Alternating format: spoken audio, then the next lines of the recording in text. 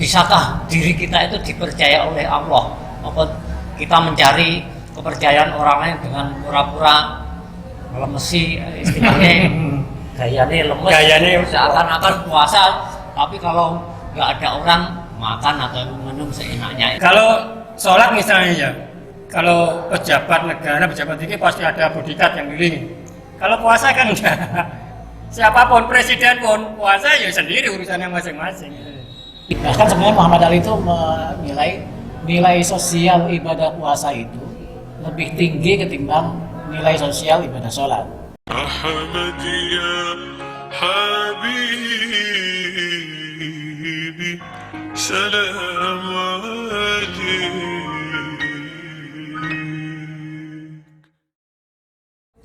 Puasa itu yang termaktub di dalam surat Al-Baqarah itu kan diwajibkan ya.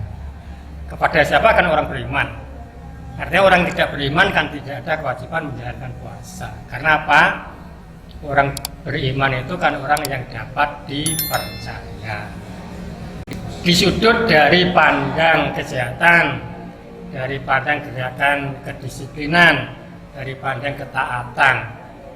Dari kesehatan kan kita tahu dari dokter bilang ya. Jadi karena puasa itu menahan perut yang selama ini penuh dengan kerja keras kita tahan, di dalam sehari itu dia berhenti untuk memperbaiki ya kan? Dipandang dari ketaatan, karena tujuan puasa itu kan ittaqullah, jelas itu. Terus gerakan sosial karena dengan menahan orang berlapar-lapar, Pak. Baik orang kaya, miskin, pejabat dan sebagainya sama laparnya. Walaupun sedikit, orang miskin laparnya lebih berat. Karena yang nanti yang dimakan itu sebenarnya tidak enak-enak juga. Tapi kalau orang puasa, walaupun air putih kan juga segar. Bila maksud saya.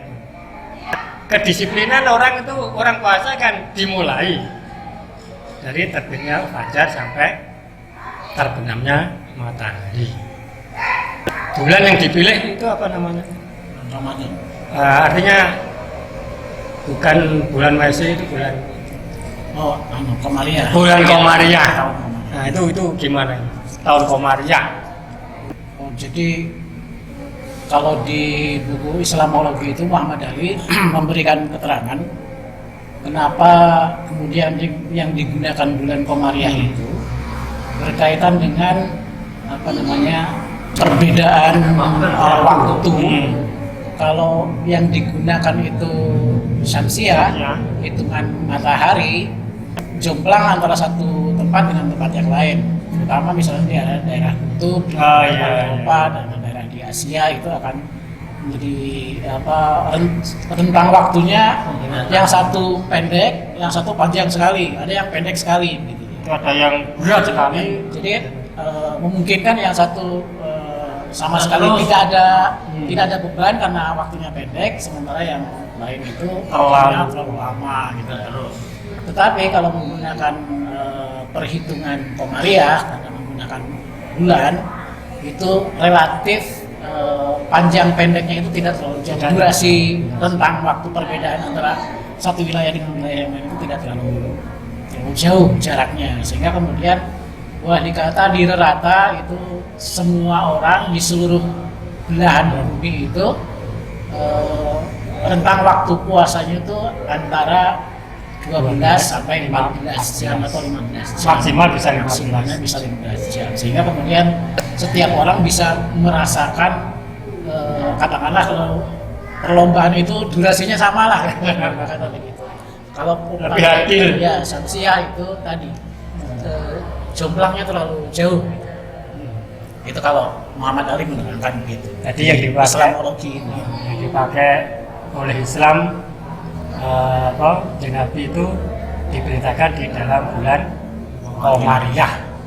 Tapi saya kira juga kalau Muhammad Ali kan sifatnya menalar begitu ya. Kalau Nabi Muhammad, karena saya kira faktanya mereka kan memang sudah menggunakan tahun Komariah itu.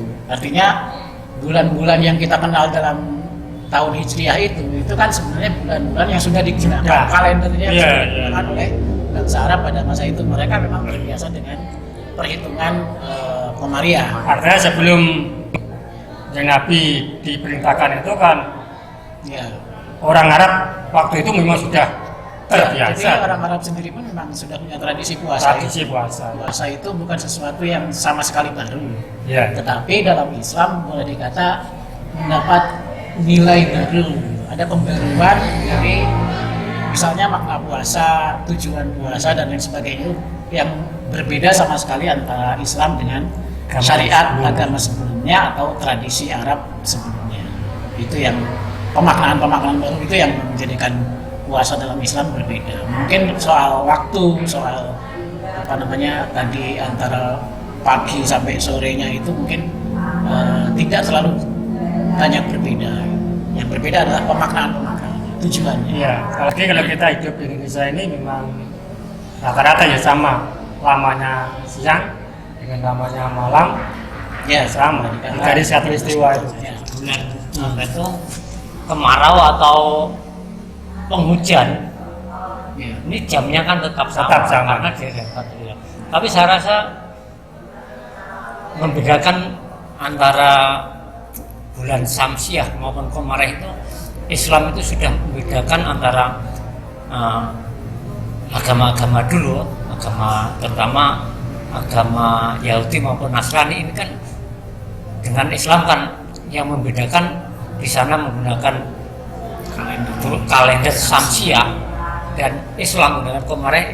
Ini adalah wujud dari perbedaan sendiri. Jadi ada yang membedakan akidahnya orang-orang Kristen yang menggunakan Syamsiah ini senantiasa itu terus.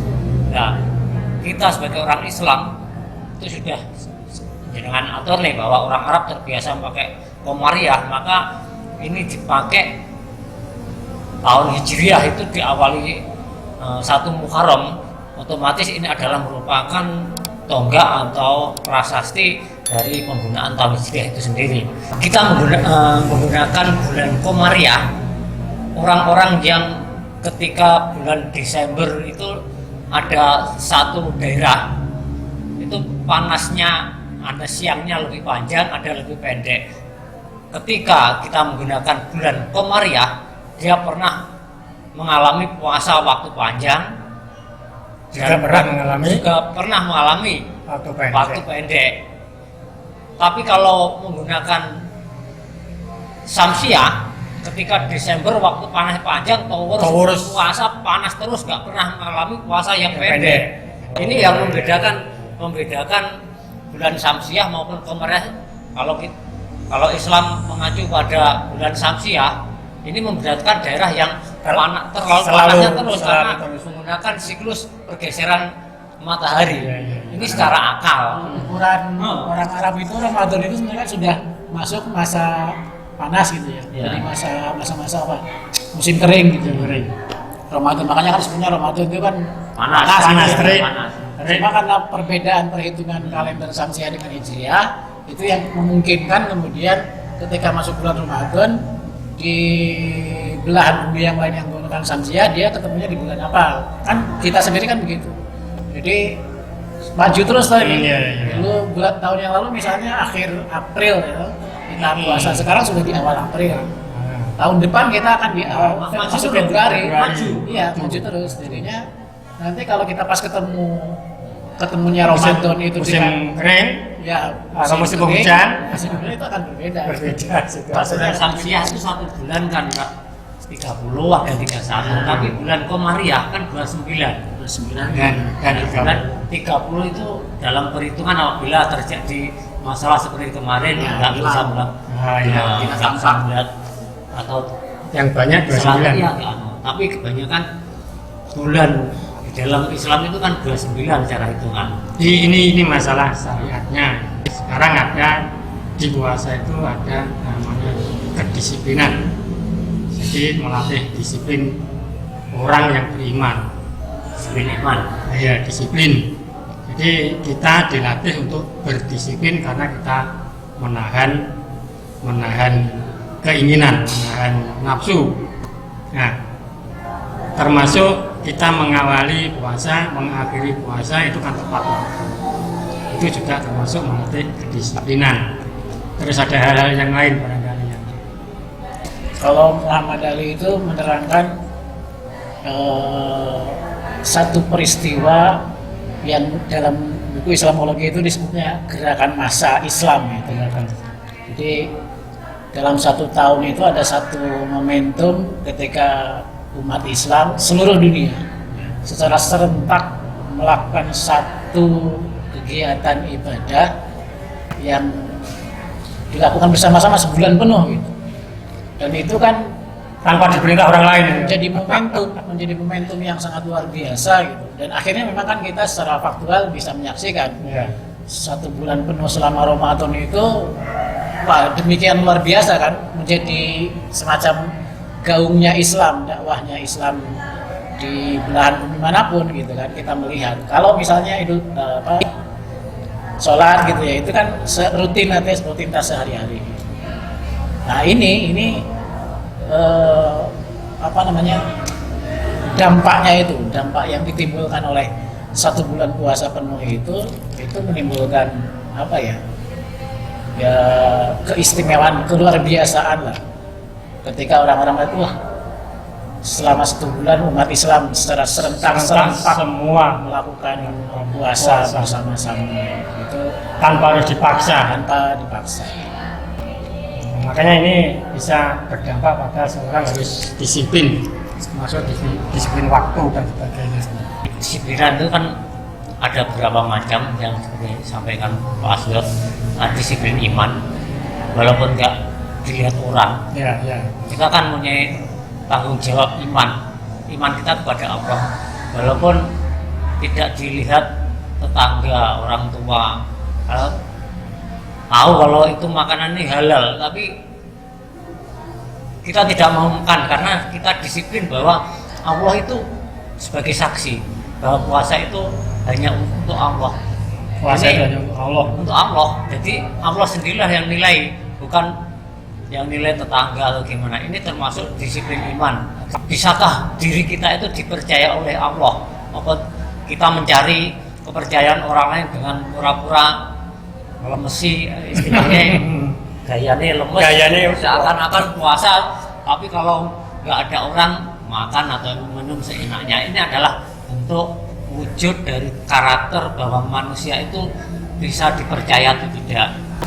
Lalu dengan disiplin iman itu akhirnya membentuk suatu disiplin moral. Dia menjaga moralnya untuk tidak berbuat kejahatan atau berbuat yang tidak pantas, karena barang halal saja itu yang dihalalkan disuruh menahan.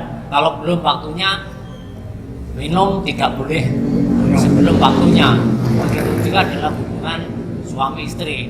Ini menunjukkan kedisiplinan, apalagi hal-hal yang diharamkan sampai perbuatan yang menyalahi tata krama, sopan santun atau etika, bahkan mungkin melakukan perzinaan, mencuri, menipu dan sebagainya. Ini yang halal saja tidak boleh, apalagi yang diharamkan. Nah, ini aja dari pengertian ini sudah membawa dampak kepada pembentukan penggembelengan jiwa agar disiplin untuk melakukan perbuatan baik dan menjauhi larangan. Maka puasa itu dikatakan la'alakum tatakun, agar kamu menjaga diri dari kejahatan. Ini adalah fungsi utama dari atau tujuan utama agar kita itu mencapai derajat tatakun itu dengan upaya kita yang disampaikan Pak Aswar, ikhtisaban. Kita ingin memperoleh suatu keridhaan Allah itu dengan berusaha, yaitu fastabiqul khairat, berlomba-lomba dalam kebaikan. Dan ini ada yang menarik sebenarnya dari tulisannya Pak Basrun tahun 73 di Wapa Keluarga Kiai yang judulnya itu kalau tidak salah puasa sebagai sarana pembangunan mentalitas manusia itu. Karena tadi bicara soal disiplin itu kan kalau disiplin itu dibentuk dari luar, artinya kita melakukan kedisiplinan hanya karena mengikuti aturan-aturan dari luar diri kita, itu tidak akan punya makna yang berarti ketimbang yang disiplinnya itu muncul dari dalam diri kita. Kesadaran. Iya, kesadaran diri sendiri. Nah, orang berpuasa itu kan karena iman kepada Allah tadi, iman pada yang gaib dalam bahasa Allah itu kan. Kita kan tidak tahu Allah itu menyaksikan atau tidak kan gitu. Kalau dengan orang lain, manusia yang lain kan tadi bisa sembunyi-sembunyi. Kita diawasi. Iya. Kalau seandainya kita kayak bayangkan CCTV gitu, sering kan kita kalau ada CCTV itu seolah-olah kalau kita melakukan sesuatu itu kan kalau ada CCTV kita terus waspada dong.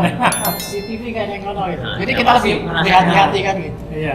Nah sementara Gusti Allah itu boleh dikatakan dengan perangkatnya, malaikat dan sebagainya itu kan betul-betul kelihatan di mana letak malaikat atau Gusti Allah itu sendiri kan gitu. Tetapi karena kita sebagai orang beriman itu punya kesadaran bahwa Allah itu ada menyaksikan tingkah gerak kita dari detik ke detik. Dalam konteks puasa satu hari ini kita menjadi betul-betul disiplinnya itu karena memang kita yakin Allah itu maha menyaksikan kita. Kita puasa bukan karena urusan dengan orang lain, kita urusannya kalau Gusti Allah. Maka kan hadisnya dikatakan puasa itu untukku saja kalau Allah. Jadi urusannya langsung antara Allah dengan orang per orang umat manusia banyak sendiri. Ada lagi ini yang disiplin gerakan sosial ya. Ini diawali dari perintah puasa itu untuk orang yang beriman, siapapun, jadi tidak pandang itu pejabat orang biasa. Kalau sholat misalnya ya, kalau pejabat negara, pejabat tinggi pasti ada bodyguard yang keliling. Kalau puasa kan enggak. Siapapun, presiden pun puasa ya sendiri urusannya masing-masing. Gitu. Kita juga gitu. Nah, kita orang lain, pejabat, artis dan sebagainya tetap merasa lapar karena puasanya. Jadi dengan merasa lapar itu kita saling bisa merasakan orang yang kelaparan itu seperti itu, orang yang tidak makan seperti itu, orang yang kekurangan makan juga seperti itu, sehingga menimbulkan gerakan sosial ya, gerakan sosial untuk kasih sayang. Di judul yang sama tadi tulisan Pak Bakhrudin yang sebenarnya itu dinukil juga dari kitab Islamologinya Muhammad Ali gitu. Juga mengatakan bahkan sebenarnya Muhammad Ali itu menilai nilai sosial ibadah puasa itu lebih tinggi ketimbang nilai sosial ibadah sholat. Beliau mencontohkan misalnya kalau sholat jamaah gitu ya, oke lah si kaya si miskin itu satu barisan sujud sama-sama, si kaya mungkin ketika di belakang si miskin itu dia kepalanya berada di kakinya si miskin gitu ya. Tapi itu ketika jamaah sholat. Ketika mereka sampai ke rumah, yang si kaya makan makanan yang mewah, si miskin makan makanan yang seadanya orang miskin yang gitu. Tapi kalau puasa, si kaya sama si miskin sama-sama merasakan lapar. Meskipun tadi katanya bukanya beda gitu. Ya kan bukanya ya itu yang beda. Tapi puasanya kan sama. Dalam artian laparnya orang kaya dengan orang miskin ini jadi rasanya lapar itu, sehingga kemudian orang kaya itu betul-betul bisa berempati kepada orang miskin karena dia merasakan langsung. Oh nek wong miskin ngeleki koyo ngene to rasane. Akhirnya menumbuhkan rasa sosial. Iya betul. Empati sosialnya kemudian tumbuh justru karena dia langsung mengalami. Ya. Mungkin laparnya orang kaya itu lebih menyiksa barangkali. Karena tidak pernah merasa lapar. Tapi kalau orang miskin kan terbiasa kelaparan. Jadi merasa puasa memang miskin biasa kelaparan. Tapi kalau orang kaya mau tidak mau dia harus tadi dipaksa. Tapi kan keterpaksaannya itu karena memang kesadaran tadi bahwa saya itu puasa karena Allah kan. Tapi itu tadi puasa bukan kelaparan, yang penting lapar ya.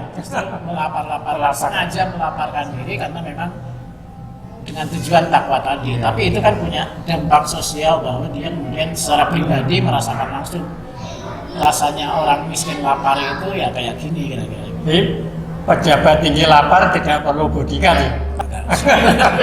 Tapi kalau misalnya presiden jamaah kan tetap ada Iya. pas pampresnya tuh. Tapi kalau presiden lapar kan nggak perlu pas pampres. Ya lapar ya lapar. Pak, dari sosial itu menunjukkan apa itu rasa sosial. Selain itu di Al-Baqarah tadi 186 itu kan diperintahkan untuk sedekah, termasuk pembebasan dari sedekah itu zakat fitrah, di mana itu dikhususkan untuk fakir miskin. Ini adalah wujud rasa sosial agar orang Islam itu tumbuh rasa sosial. Dari satu sisi, seandainya kita kaya, makan kecukupan, harta banyak, terus tanpa memikirkan lingkungan. Padahal Islam itu rahmatan lil alamin. Tujuannya rahmatan lil alamin. Kalau kita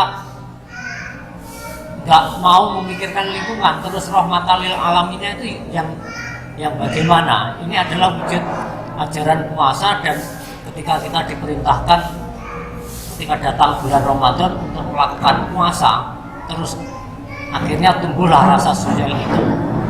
Bulan Ramadan ini adalah bulan dikatakan bulannya Al-Quran, itu memang betul-betul perintah Al-Quran sejak dari dunia barat sampai timur ini bisa menerapkan hal itu, rasa sosial seperti Pak Azwar sampaikan tadi, bahwa wujud gerakan sosial lebih tinggi daripada kita berikan keimanan kita kepada Allah, bahwa junjungan wujud dari kita takwa itu adalah hablum minallahnya, terus sosialnya hablum minannas.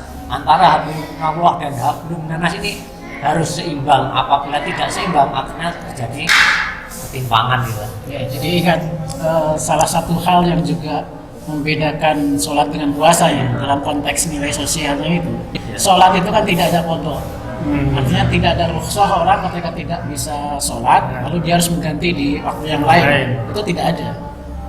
Tidak ada hukuman, tidak ada sanksi, tidak ada juga rukhsah dalam artian keringanan. Kalau dia tidak sholat, terus kemudian bisa sholat di lain waktu, tidak ada. Bahkan ketiduran aja. Ya sudah, kalau bisa sudah lewat. Berarti gini ya, di dalam puasa itu ada nilai yang harus dipenuhi, di mana standarnya itu ini ada posisi yang lebih tinggi dari sholat itu sendiri. Wanita yang haid, ketika ia haid meninggalkan puasa Harus mengganti. harus mengganti, tetapi waktu meninggalkan sholat Tidak tidak harus sholat. Ini ada nilai tersendiri dari ibadah puasa dibanding ibadah sholat itu sendiri. Ini justru menurut Muhammad itu aspek sosial dari puasa itu kenapa dibilang lebih tinggi nilai sosialnya itu karena itu. Jadi ada kodok atau ada kafarat ya istilahnya. Ada ganti rugi lah kalau dia tidak puasa di bulan Ramadan, dia harus ganti di lain waktu. Bahkan kalau tidak bisa ganti harus ganti. Seandainya dia tidak bisa ganti puasa di lain waktu, dia harus ganti dengan fidyah. Dalam bentuk apa? Makanan untuk fakir miskin, atau zaman dulu membebaskan budak belia dan seterusnya itu ya. Yang itu sebenarnya dampaknya itu bukan dampak pribadi tapi dampak sosial. Nah, sholat itu tidak ada itu. Sementara puasa memungkinkan orang untuk kemudian melakukan aksi-aksi sosial itu dengan ya dalam konteks syariat bentuknya itu membayar fidyah, membayar ganti rugi kalau kita tidak puasa di lain waktu dengan memberi makan kepada orang miskin dan seterusnya itu. Bahkan setelah puasa kita ada kewajiban membayar Zakat. yang untuk fakir